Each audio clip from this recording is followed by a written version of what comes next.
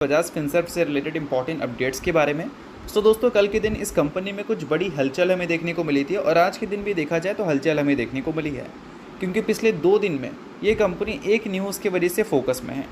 Focus में रहने का दोस्तों सबसे बड़ा रीज़न ये है कि इस कंपनी के promoter Bajaj holding and investment limited और एक जमनालाल सन्स, इन दोनों ने एक ब्लॉक डील एग्जीक्यूट किया है जिसका वैल्यू दोस्तों 5,828 करोड़ का है।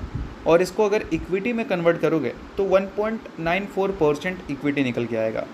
यानी कि बोल सकते हैं कि काफ़ी अच्छा खासा बड़ा ब्लॉक डील हमें एग्जीक्यूट होती हुई देखने को मिली है कंपनी के प्रोमोटर की तरफ से। यानी कि बोल सकते हैं 1.94% स्टेक कंपनी के प्रोमोटर ने बेचा है ब्लॉक डील के थ्रू। अब ये जो ब्लॉक डील हुई है इस वजह से कहीं ना कहीं बजाज फिनसर्व थोड़ी फोकस में तो आ चुकी है, बट इम्पॉर्टेंट ये है ये जो ब्लॉक डील हुआ है इस ब्लॉक डील में स्टेक गया किसके पास है।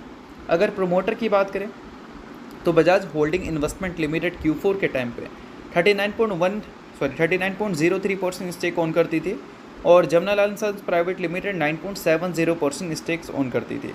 अब दोनों का ब्लॉक डील हुआ है तो इसका मतलब ये है कि 1.94% स्टेक हो सकता है कि कोई दूसरे फंड हाउसेस के पास आपको जाते हुए नजर आएंगे।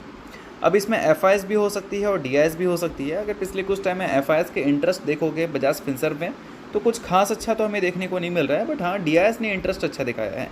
पिछले 1 साल में एवरी क्वार्टर DIS ने अपने स्टेक्स कुछ परसेंट से इंक्रीज़ ही किया है, चाहे वो 1% के आसपास हो या फिर 0 पॉइंट कुछ समथिंग हो।